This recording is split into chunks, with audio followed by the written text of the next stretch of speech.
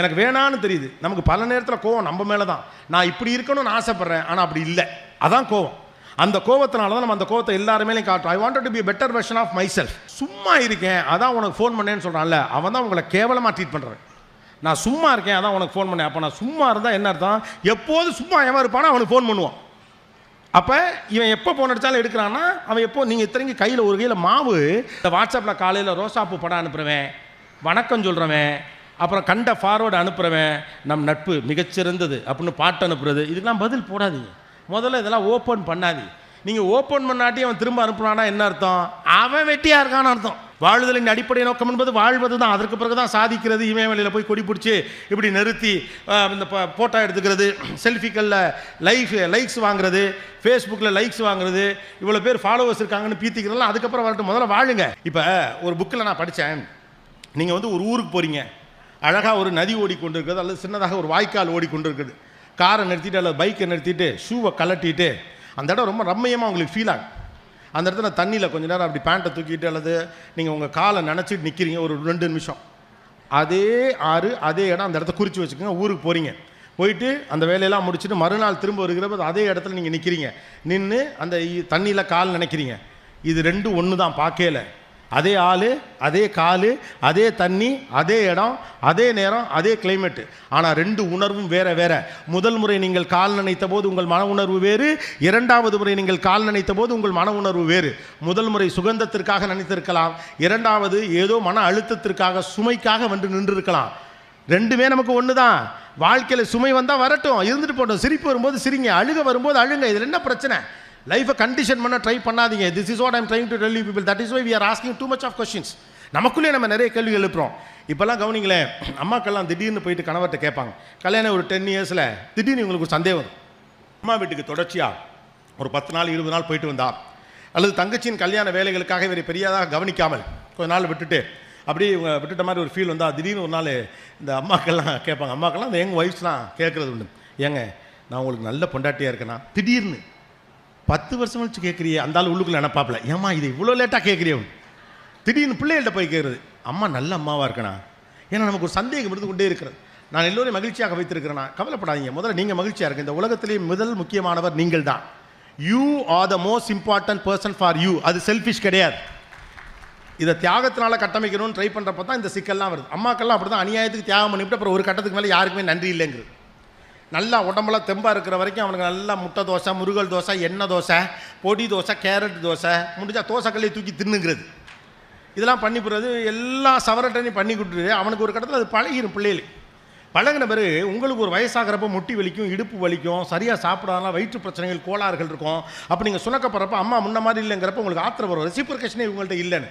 யார் உங்களை பார்த்துக்க வேணான்னு சொன்னால் இதை தான் அவன் சொல்லுவான். ஏன்டா உங்களுக்காக இவ்வளோ செஞ்சேனே, போனனே, நான் வந்தனே, உங்களால் தான் எனக்கு முட்டி வெளியே வந்துச்சு. உடனே யாருமா தோசை ஊற்ற சொன்னால் நான் ஸ்விக்கியில் ஆர்டர் பண்ணியிருப்பேன்மா டொமீங்க ஏலே 30 வருஷம் சொல்கிறேன் அப்படின்னு தோணும்.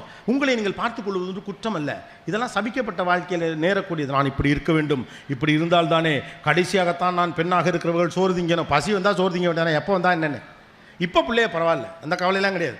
என் கணவர் இலையில் தான் நான் தின்பேன். ஒரு வாழை எவ்வளோ வரப்போகுது, இன்னொன்று வாங்கி திங்க வேண்டியதானே. அவர் தின்ன மிச்சத்தை தான் நான் தின்பேன். இப்போலாம் நான் தின்னுட்டு மிச்சம் இருந்தால் நீ தின்னு, நல்லது தானே. What's wrong in that? எல்லாருக்குமே ஒன்று. தாயும் பிள்ளைனாலுமே வாய் மயிறு வேறாங்கிறான். அப்படின்னா புருஷன் முண்டாட்டிக்க மட்டும். பசங்களை அழகாக மாறி இருக்கானுங்க. அந்த பிள்ளைகளுக்கு தான் முதல்ல சாப்பிட சொல்லானுங்க, கேர்ள்ஸை தான் முதல்ல சாப்பிட சொல்கிறாங்க. அவனுக்கு அந்த ப்ரொடெக்டர் மாடல் தெரிஞ்சிருச்சு. அப்போ லைஃப் மாறுறப்போ அதை என்ஜாய் பண்ணட்டுமே, விடுங்களேன். எல்லாத்தையும் தொணத்தொன்னு எதுக்காக கேள்வி எடுக்கிறோம். 3வது முக்கியமான விஷயம் இருக்குது. உங்கள் சக்தியை திருடுபவர்களிருந்து தப்பிச்சிருங்கன்னு சொன்னது மாதிரி உங்கள் சக்தி எதெல்லாம் எக்ஸாக்ட் பண்ணுதுன்னு கவனிக்காருங்க. உங்கள் சக்தியை எதெல்லாம் திருடுதுன்னு கவனிக்க ஆரம்பிங்க. நீங்கள் போகிறீங்க, கொஞ்சம் நேரம் பார்ப்போங்கிறீங்க, ஒரு மேலே ரெஸ்ட்லெஸ் ஆகுது. நான் தேவையில்லாமல் ரொம்ப நேரமாக அந்த வீடியோ பார்த்துக்கிட்டு இருக்கேன், தேவையில்லாமல் ரொம்ப நேரமாக அந்த ரீல்ஸை பார்த்துக்கிட்டு இருக்கேன், இன்ஸ்டாகிராம் ரொம்ப நேரமாக பார்த்துக்கிட்டு இருக்கேன், படுப்போன்னு தோணுது, கோவம் வருது உங்கள் மேலே உங்களுக்கு. அப்போ அது உங்களை தாண்டி போகுதுன்னா அதுக்கு நீங்கள் அடிக்ட் ஆகிட்டு இருக்கீங்கன்னு அர்த்தம். எனக்கு வேணான்னு தெரியுது. நமக்கு பல நேரத்தில் கோவம் நம்ம மேலே தான். நான் இப்படி இருக்கணும்னு ஆசைப்பட்றேன், ஆனால் அப்படி இல்லை. அதான் கோவம். அந்த கோவத்தினால தான் நம்ம அந்த கோவத்தை எல்லாரு மேலேயும் காட்டுறோம். I wanted to be better version of myself. நான் இப்படியெல்லாம் இருக்க வேண்டும் என்று ஆசைப்படுகிறேன், என்னால் அப்படி இருக்க முடியவில்லை என்கிற கோபம் தான் எனக்கு வருது. சில புத்தகங்கள் ரொம்ப அழகாக அதை சொல்கிறாங்க. எவன் ஒருத்தன் தன்னுடைய ஹேபிட்டை தப்புன்னு கண்டுபிடிச்சதை மாத்திரானோ அவன்லாம் லைஃப்பில் ஜெயிச்சிடறாங்க. தன்னுடைய தப்பான ஹேபிட் என்னன்னு ஒருத்தர் கண்டுபிடிச்சிட்டா, எவன் அதை திருத்துறானோ அவன்லாம் ஜெயிச்சிடறான். பெரிய பெரிய ஹேபிட்டுக்கெல்லாம் அப்புறம் போங்க. சப்பையாக சின்ன சின்ன விஷயங்கள் இருக்குல்ல, இந்த அப்புறம் பார்த்துக்குவோம். இதை விட ஒரு மோசமான ஹேபிட்டை நான் பார்த்தே கிடையாது. ஏன்னா அதை நான் செய்வேன், அதனால் எனக்கு நல்லா தெரியும். அதை நாளை காலைல பார்த்தோம். மனுஷனுக்கு போய் பண்ணால் கொஞ்சம் மிச்சம் இருக்கணும். இது ஒரு பொழப்பு. இன்றைக்கே அந்த வேலையை முடிக்க முடியினாலும் கூட நாளைக்கு ஒன்றும் வேலை இல்லாமல் தான் போர் அடிக்கும்ட்டு 2 வேலையை மிச்சம் வைக்கிறது. நடிச்சாமத்தில் அந்த வேலையை தான் கூப்பிட்டு கேட்பாங்க, அதை முடிச்சிட்டிங்களா அப்படின்னு. அந்த ஒத்த வேலையினால அவ்வளோ வேலையும் பிரச்சனையார். அந்த 9 வேலை முடிச்சதை பற்றி ஒருத்தனமே கேட்க மாட்டான். அந்த 10வது வேலை முடிக்காத நாளை காலையில் சும்மா தானே இருக்க அதை செய்வங்கிறதுக்காக வச்சிருப்போம் பதில் அது அவ்வளோத்தையும் கெடுத்துரும். மண்டையில் அது ப்ரிக்கிங் பண்ணிகிட்டே இருக்கும். சின்ன சின்ன விஷயம் தான் அரிச்சுக்கிட்டே இருக்கும். ஓங்கி ஒரு குத்துனா வலிக்காது. லேசாக அந்த நகக்கல்ல ஒரு குண்டூசியை வச்சு குத்துங்களேன், நைட்டு முழுக்க அதை அப்படியே பிடிச்சிக்கிட்டே இருக்க வேண்டியிருக்கும். அவ்வளோதான். த ப்ரிக்கிங் திங்ஸ் பில்ட் அப். சின்ன சின்ன மிஸ் ஆகிற விஷயங்கள்லாம் சேர்ந்து ஒரு பைல்டை ஒரு எரிச்சலை உண்டாகும். இந்த ஹார்ட் டிஸ்கை சேஃப் ஆவீங்க, ஹாப்பி ஆவீங்க. மனுஷன்லாம் நல்லவன் முதல்ல நம்ப ஆரம்பிக்கணும். அவ்வளோ மோசமான மனுஷங்கள்லாம் இந்த உலகத்தில் கிடையாது. நாமளாகத்தான் கருவித்துக் கொள்கிறோம். எல்லா மனிதர்களும் மோசமானவர்கள் என்று நினைக்கிறவர்களுக்கு மோசமான மனிதர்கள் கண்ணுக்கு தெரிகிறார்கள்.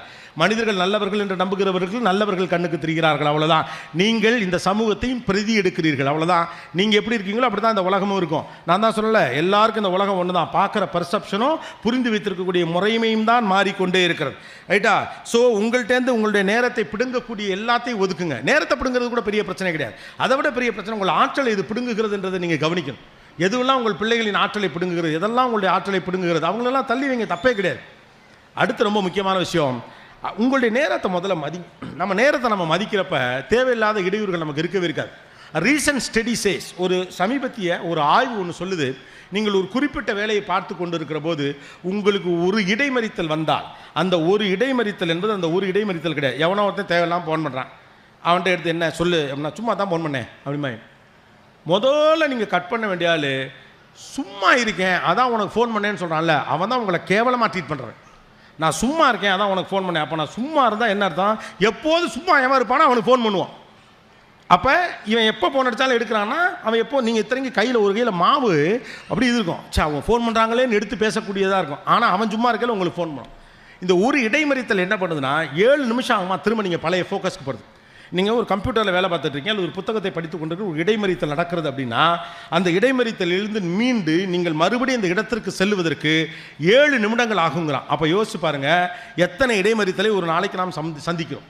ஒரு நாளில் குறைந்தது தேவையில்லாமல் ஒரு 15 இடைமறித்தலை நீங்கள் சந்திச்சிங்கன்னா, ஒரு வேலை பார்த்துட்டு இருக்கப்ப அவ்வளோ இம்பார்ட்டன்ட் இல்லாத ஒரு கால் வருது, உங்களுக்கே டக்குன்னு ஏதோ ஒரு கிளிங் அப்படின்னு ஒன்று அடிக்குது. எடுத்து பாருங்கள். சில டெக்னிக்கல் திங்ஸ்லாம் வைங்க. தேவையில்லாத ஆப்புக்கெலாம் நோட்டிஃபிகேஷனை கட் பண்ணுங்கள். ஒன்றும் மோசம். யார் உங்களை கூப்பிட்டு நாளைக்கு காலையில் நீங்கள் வந்தே ஆகணும், பாராளுமன்றத்தில் நின்னே ஆகணும் உங்களை சொல்ல போகிறதில்ல, யாரும் கூப்பிட போகிறது இல்லை. கலெக்டர் ஆஃபீஸுக்கு நீங்கள் காலையில் 6 மணிக்கு வரணும், எல்லாருக்கும் உத்தரவு வருதா என்ன? வராதுல்ல. அப்போ தேவையில்லாத நோட்டிஃபிகேஷனை ஆஃப் பண்ணுங்க. எல்லா நோட்டிஃபிகேஷன் உங்களுக்கு வேண்டியில்லை. பாருங்கள், ஆஃப் பண்ணுங்கன்னு சொன்னோடனே அரங்கத்தில் இருக்க லைட்டே ஒருத்தர் ஆஃப் பண்ணுறார். என்ன ஒரு பாஸ்ட்டாக இருக்காங்க. தேவையில்லாததை ஆஃப் பண்ணாதீங்க, போடுங்க தம்பி. சிலது அதுவும் ஆஃப் ஆயிரும், அதையும் விட்டுருங்க. அப்போ உங்கள் நேரத்தை எதெல்லாம் திருடுதுன்னு பாருங்கள். நேரத்தையும் ஆற்றலையும் எதெல்லாம் திருடுகிறதுன்னு பாருங்கள். ஒரு இடைமறித்தல் 7 நிமிடம் நீங்கள் அந்த ரீஃபோக்கஸ்க்கு வரணும்னா, ஒரு நாளைக்கு 10 இடைமறித்தல் நடந்தால் 70 நிமிஷம் ஆகுது நீங்கள் ரீஃபோக்கஸ்க்கு வர்றது. ஒரு நாளைக்கு 7 மணி நேரம், குறைஞ்சது நீங்கள் 7 மணி நேரம் வச்சுக்கிட்டா 10 நாளைக்கு 70 மணி நேரம், ஒரு மாதம் முழுக்க கணக்கு வச்சுட்டா 210 மணி நேரம். Productive 210 hours. இதை விட பெரிய பிரச்சனைனா மூளை எல்லாத்தையும் சேமிச்சுக்கும். அது எது வேணும் வேணான்னு நீங்கள் பழக்காத வரைக்கும் மூளை எல்லாத்தையும் சேமிக்கும். அதனால தான் சம்மந்தமே இல்லாமல் வரப்போ அறிவு கிட்ட நாயே அப்படின்னு ஒருத்தர் சொல்லிட்டு போயிட்டானா அது மைண்டிலே நிற்கும். அவர் உங்களை வேணும்னே சொல்லலை, உங்களுக்கு அறிவு இருக்கா இல்லையான்னு அவருக்கு தெரியாது. நீங்கள் MBAல ஃபஸ்ட்டு 80% பாஸ் பண்ணிங்கன்னா அவருக்கு தெரியாது. நீங்கள் ஒரு கம்பெனி முதலாளிலாம் அவர் தெரியாது. ஒரு ஆத்திரத்தில் அவர் டபார் ரியாக்ட் பண்ணுறார், அது ஏன் உங்களுக்கு உறுத்துது? ரைட்டு, ஏதோ சொன்னாப்புல கோவத்தில் போயிட வேண்டியதானே, முடிஞ்சு போச்சு. டிஃபன் பாக்ஸை திறந்தா உப்புமா உறுத்துது. அறிவு கட்டவனே சொன்னவன் மாட்டி சந்தோஷமாக அடுத்த வேலையை பார்க்குறான். நீங்கள் எதுக்கு இம்பார்ட்டன்ஸ் கொடுக்குறீங்க? அப்போ don't give important things when something taking your energy. எது உங்கள் ஆற்றலை பிடுங்குகிறதோ அதிலிருந்தெல்லாம் தப்பித்துக் கொள்ளுங்கள். அது சோஷியல் மீடியாவாக இருக்கலாம், உங்கள் நேரத்தை புரிந்து கொள்ளாமல் உங்களுக்கு ஃபோன் செய்யக்கூடிய நண்பர்களாக இருக்கலாம். Don't show others that you are available. எப்போனாலும் இவன்கிட்ட பேசலாங்கிற மாதிரி, இவங்ககிட்ட பேசலாங்கிற மாதிரி பிம்பத்தை கட்டமைக்காதீங்க. யார் தன்னுடைய நேரத்தை மதிக்கலையோ அவங்கள மற்றவங்களும் மதிக்க மாட்டாங்க. Don't available to every one. நீங்களே கவனித்து பாருங்கள், உங்களுக்கே தெரியும். உங்களுடைய மனைவிமார்கள் இங்கே இருக்கக்கூடிய யங்ஸ்டர்ஸ் அந்த பிரச்சனை இருக்குது நிறையா. என்னோட அனுபவங்கிறது பெரும்பாலுடைய ஷோஸ் தான். அதிலே நான் பார்க்குறப்ப பார்த்தீங்கன்னா, நண்பர்கள் நிறைய ஃபோன் பண்ணுறப்ப எடுத்துக்கிட்டே இருக்க ஆளுங்களுக்கு 11 மணிக்கெலாம் ஃபோன் பண்ணுவாங்க. 29 வயசு நேற்று வரைக்கும், இன்றைக்கி அவனுக்கு கல்யாணம் ஆகி போச்சு, 31 வயசாகி போச்சு, இப்போ 32 வயசு ஆகிடுச்சு, அவனுக்கு சின்னதாக ஒரு குழந்தை இருக்குது. நைட்டு 11 மணிக்கு ஃபோன் பண்ணுறோம், இங்கே தான் கட்டவன் தானே. அவ்வளோ அவசரம் இல்லாத போது எதற்கு 11 மணிக்கு ஃபோன் பண்ணோம்? ஏன் ஃபோன் பண்ணுறான்னா, நீங்கள் எப்போ ஃபோன் பண்ணாலும் எடுப்பீங்க. நீங்கள் எப்போ ஃபோன் பண்ணாலும் எடுப்பீங்கன்னு யூ ஆர் அவைலபிள்னு காட்டினீங்கன்னா உங்கள் நேரத்தை அவங்க மதிக்க போகிறதே கிடையாது. பழக்குனா ஆட்டோமேட்டிக்காக செய்வாங்க.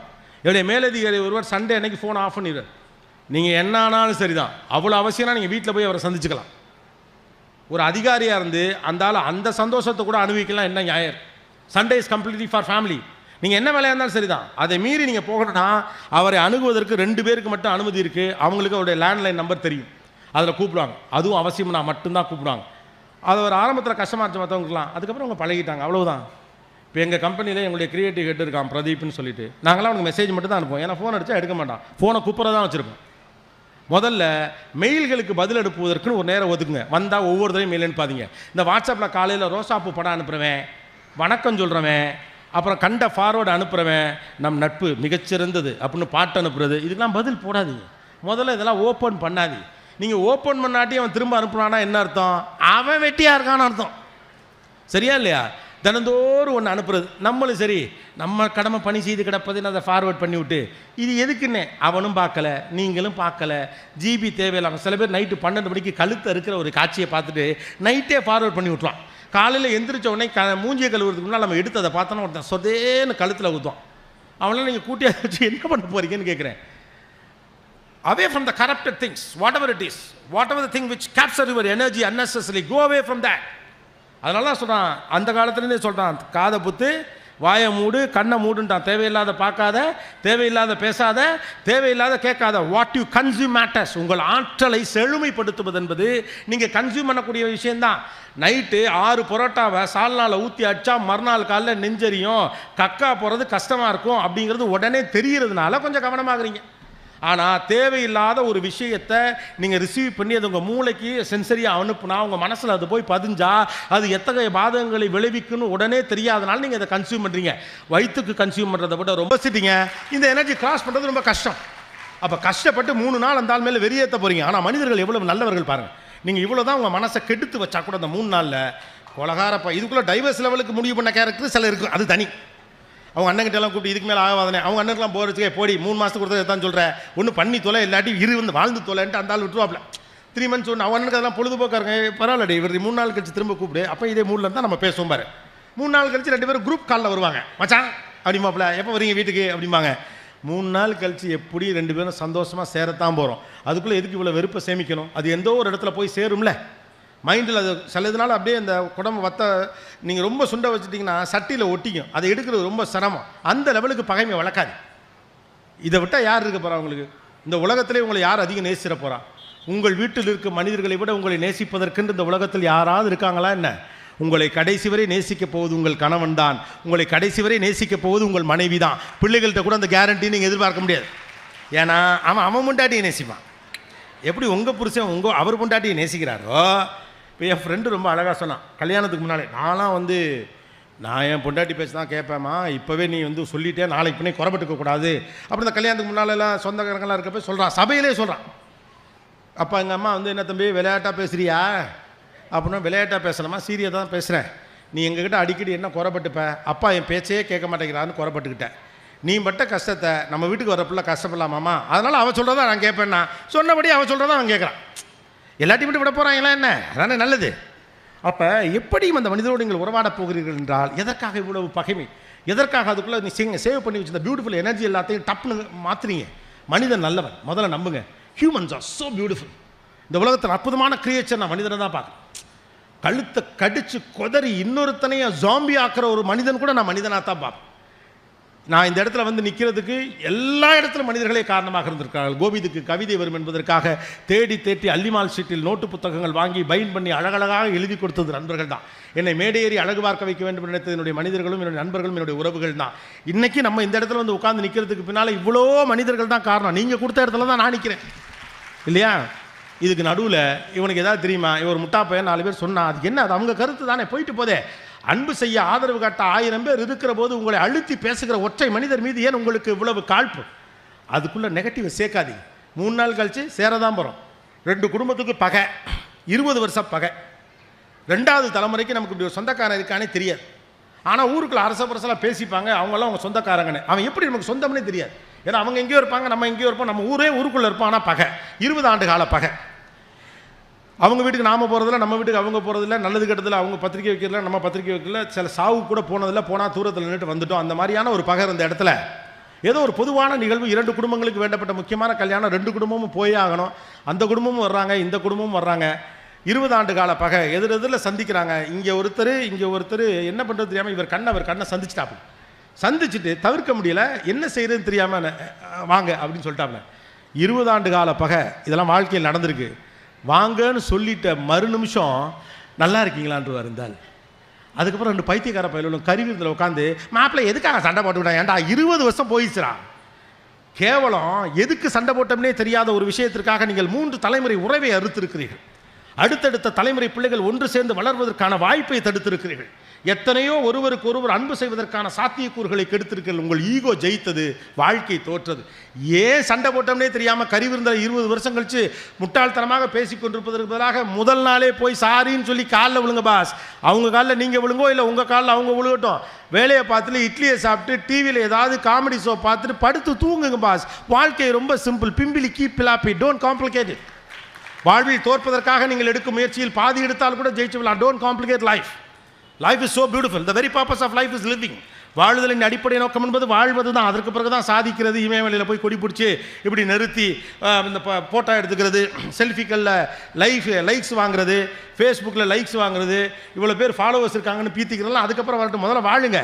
என்ன வாழ்கிறோம்னே வாழ்க்கை முழுக்க வாழாமல் கடைசி வரைக்கும் இந்த வாழ்க்கை நல்லா இருக்குமா நல்லா இல்லைங்கிற கவலையோடே வாழ்ந்து கொண்டு நெகட்டிவான விஷயங்களை மைண்டில் ஏற்றுறதுக்கு பதிலாக சந்தோஷமாக வாழுங்க. நான் சொன்னபடி வாழ்ந்துட்டு ஒரு நாள் நாம் எல்லாம் செத்து போயிடலாம், ஒரு பிரச்சனையும் கிடையாது. நம்மளாம் அப்படி தான் போனால் கூட மேலே கூட ஜாலியாக பேசிக்கலாம். சூப்பரில் மச்சான், நீங்களும் சூப்பராக வந்தேன், நானும் சூப்பராக வந்தேன், வாங்க செகண்ட் இன்னிங்ஸ் ஆரம்பிப்போம். Life is very simple. Don't complicate it. முதலேந்து வருமா, வாழ்க்கையை முழுக்க உங்கள் கட்டுப்பாட்டுக்குள் வைத்துக்கொள்ள நினைக்காதீர்கள். எப்போது நீங்கள் கட்டுப்பாட்டுக்குள் வைத்துக்கொள்ள நினைக்கிறீர்களோ அப்போது அது தவறுகிற போதெல்லாம் உங்கள் மனசுக்கு வழிவரும். வாழ்க்கையில் சில விஷயங்கள் நடப்பதற்கு சில காரணங்கள் இருக்கிறது. ஒன்று நடப்பதற்கும் ஒரு காரணம் உண்டு, நடக்காமல் போவதற்கும் ஒரு காரணம் உண்டு. எல்லாவற்றையும் கேள்வி கேட்டுக்கொண்டு உங்களை தொந்தரவு செய்து கொண்டே இருக்காதீர்கள். 3வது, ஏன் இப்படி செய்கிற என்ற கேள்விக்கு பின்னால் உங்கள் அகம்பாவம் தான் ஒளிந்திருக்கிறது, அக்கறை இல்லை என்பதை புரிந்து கொள்ளுங்கள். 4வது, சில நேரங்களில் சில சின்ன விஷயங்களை அப்படியே கடந்து போவதன் வழியாக எளிமையான ஒரு வாழ்க்கை முறையை நீங்கள் தேர்வு செய்து கொள்ளலாம். 5வது, இந்த வாழ்க்கை என்பது துயரமானது என்ற அந்த கருத்திலிருந்து வெளியே வாருங்கள். வாழ்க்கை என்பது மகிழ்ச்சியானது. 6வது, பிள்ளைகளிடம் இந்த பயத்தை பெரிய அளவுக்கு திணிக்காதீர்கள். வாழ்க்கை குறித்து உங்கள் பயத்தை தொலையுங்கள். 7வது, சிரிப்பு வந்தால் சிரியுங்கள், அழுகை வந்தால் அழுங்கள், மரணம் வந்தால் மரணம் வந்துவிட்டு போகட்டும், வாழும் வரை மகிழ்ச்சியாக வாழ்ந்துவிட்டு போகிற ஒரு வாழ்க்கையை பாருங்கள். 8வது, நீங்கள் நினைத்த ஷேப்பில் தான் உங்களுக்கு எல்லா பரிசுகளும் கிடைக்க வேண்டும் என்று நினைக்காதீர்கள். உங்களுக்கு கடவுள் எல்லா இழப்பிலும் ஏதோ ஒரு விதையை விட்டு தான் போவான். இழப்பை கவனிக்கிறவன் இழப்பை கவனிக்கிறான், விதையை கவனிக்கிறவன் விதையை கவனிக்கிறான். லைஃப்பில் நீங்கள் நினச்ச இடத்த அடையணும் அப்படிங்க நினச்சிங்கன்னா உங்களுக்கு தேவைப்படக்கூடிய இந்த மனத்தினுடைய எனர்ஜியை பத்திரமாக சேமிச்சு வைங்க. மனதின் ஆற்றலை பத்திரமாக சேமித்து வைத்திருப்பதான் ரொம்ப முக்கியமானது. 10வது, இந்த மனதின் ஆற்றலை திருடுகிற மனிதர்கள் கருவிகள் எதுவாக இருந்தாலும் விலக்கி வையுங்கள். வாழ்க்கை எளிமையானது. சந்தன காற்று நம் ஜன்னலில் வீசட்டும், சரித்திரம் நாளை நம் சாதனை பேசட்டும். நன்றி, வணக்கம். தேங்க்யூ.